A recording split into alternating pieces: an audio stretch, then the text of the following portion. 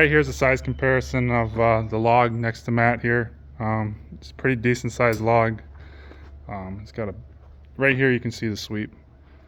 It's got a big U in it, but it was already cut, so we can't really cut it into an 8-foot log now, so this is what we got to deal with. Hey everyone, welcome back to Sawmill's Timber Tales. Today we're going to be sawing this about 11-foot long cherry log. It's 20 inches on one end, about 24 to 25 inches on the other end. It's got a massive sweep to it, and we're just going to see what we can yield out of it. It was already cut, so the best we can do is see what lumber we can come up with out of it. We could cut it down to an 8-footer, but then we waste that almost 3 foot on the other end of it. So we're just going to cut it the way it is. We're going to see what we can yield. There should be lots of 1x12s, and we'll see what else we can get out of it. With that much sweep, there's a lot of smaller, shorter boards. They'll end up being about 8 foot with the defected ends, but it's still beautiful clear lumber. This log doesn't have any knots in it, so I'm excited to see what it breaks open and what we yield on the inside. If you guys are new to the channel, thanks for watching. Thanks for tuning in. We got lots of sawmill and lumber content coming up weekly. We're doing live streams, we're doing shorts, everything that's new with the sawmill. So this sawmill is an LT35. It's a 25 horse Kohler motor on it. This log, or this sawmill, is one of the smallest entry versions for a fully hydraulic sawmill. In the next coming week or two, we have the LT70 coming, the LT70 wide actually, so it's 34 inch cutthroat with lots of capacity, and speed's going to be a lot faster. We got to upgrade the sawmill because we got lots of customers and lots of clients, so we want to keep our lumber going out the door quickly. We can only saw so much with this small LT35, but it does cut a lot of lumber. If you're looking for an LT35 here, in a week or two, this thing is going to be available. It's August now, end of August, so if you're watching this video in August still, it's probably available yet if you're interested in it. And then I hope you guys enjoy me breaking this down. It's going to take a little bit because this is the cherry log and I'm cutting slow. We got a brand new blade on here, just because I want to have the most clear lumber I can possibly get out of this log, because it's such a nice cherry log. I don't like wasting too much. My first slab was a little thick, but this log has a lot of taper from one end to the other, almost 4.5 inches. And then it's got the sweep as well, so it's hard to yield the most square lumber right off the bat. So we're just going to keep slicing this and breaking it down until we get some beautiful clear cherry lumber for the client. So the customer brought these logs in. I did not cut these. The customer just wanted 1-inch lumber. He wanted everything bigger than 1x8s. The stack right there behind Matt now is the stack we've already sawn of cherry, walnut, and a little bit of maple. So we've already got quite a bit done. We got a lot more to do yet. Right now I'm trying to cut out that sweep. So typically they want you to cut the sweep out on your first cut, but as long as you line it up to where your second cut is going to eliminate the sweep, you're all right as well. It's just basically the quickest way to square up a log and keep it from moving while you cut it, and it's easier to line up the pith right away if you cut the crown off. But you've been sawing as long as I have, you can pretty much eyeball everything. You don't usually need to measure.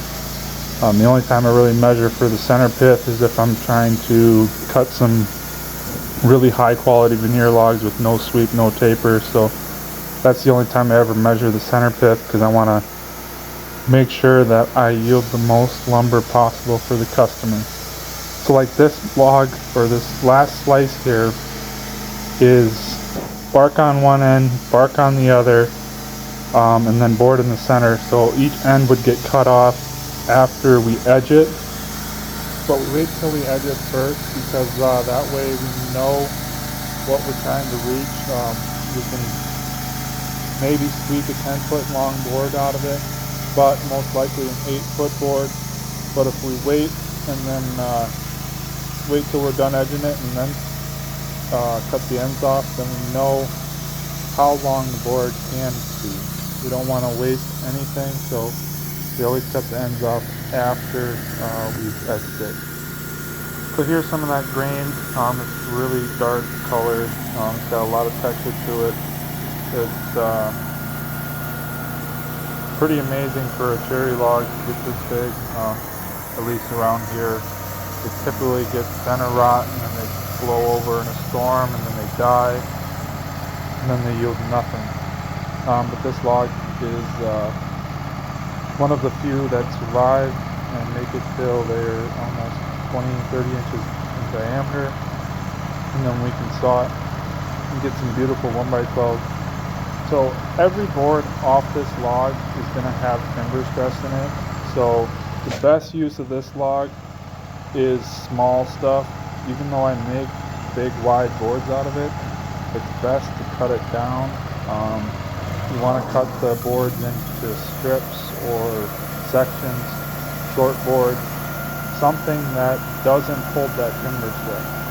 So like right where the center of this sweep is, it'd be best to cut the boards right in half after they're done. It just helps get that timber stress out of those boards, and then you don't end up with furniture, trim, or other stuff that ends up cracking or checking or warping later on. That's the only issue with the logs with a lot of sweep. You can saw them, but you always have a lot of timber stress. So it's important to remember that. You can always see timber stress in a board before you cut it, because the grain has stops in it. Instead of having long straight runs, there's kind of an end. It makes a U shape or an oval, and that is your grain changing in a lot of different directions. So that's a good key to look for a lot of timber stress. Best boards to look for furniture is something with a lot of straight grain that runs the length of the board. It can be rift sawn, but you got to have a lot of straight grain going down the board. So right now I'm trying to decide if I want to make 1x10s or 1x12s.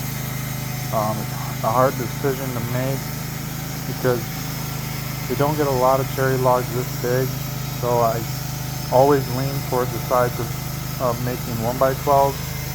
And if I make 1x12s, you can always rip the edges off if your centers go bad. So like your center likes to check a lot. And if you saw 1x12, you have probably 3 or 4 inches on each side of that center that you can use. That's going to be perfectly straight, clear lumber. And then the center you throw away. It's mostly junk anyways. It's something that's not high value to begin with. All the jacket lumber is where you get your clear veneer boards, or your number 1, number 2 sometimes. But your center will always be number 3s, or pallet stock, or cribbing. It's not the best lumber to use for anything. It's not very stable. It's always got rot in the center usually because branches have died in the past and broken off, and then they rot out. So it's better to just make the boards wider on logs like this with a lot of sweep, and then later on you can always cut them down. Can't make them bigger once they're cut small, so I always lean on the side of making them wider for the customer. If they're not happy with that, then they just let me know, and then if they bring logs in the future, I can adjust that and make what the customer wants. So if you're still watching this video, I hope you enjoy me breaking these down. It's a lot of work, but it's well worth it for the lumber that we get out of it. And I always like making the customer happy. And then always yielding more than they think is even possible. They bring me in one trailer load of logs, and then they end up leaving with 2 trailer loads of lumber because they don't realize how it stacks up, and then they're stickered already, so then they end up with a ton of lumber, and they have to make multiple trips. They're just thinking they'll come back, they're going to get probably half of what they yielded, but they're always happy when they see what we make.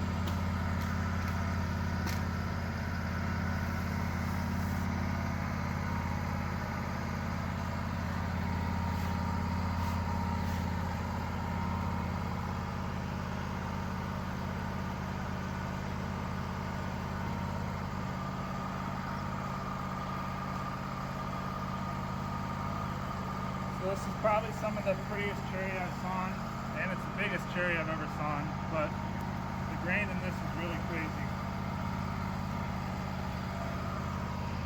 It's got a lot of color.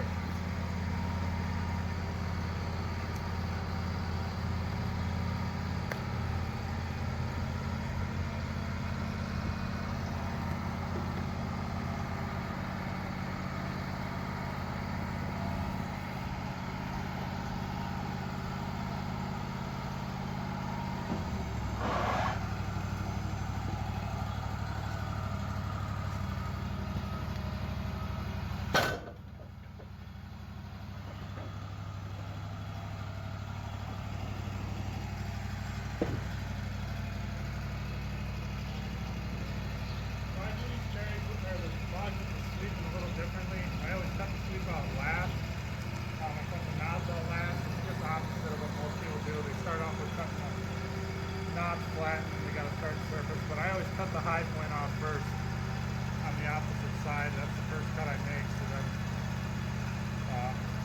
I can cut this out last.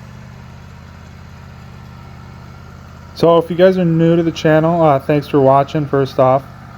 If you want to like, share, and comment on this video so that I can help you guys out with any questions you have or anything that you want to see, you leave that in the comment section below, and I can help you answer that question or show you a video on something else that you guys are interested in. We're going to keep growing as a channel.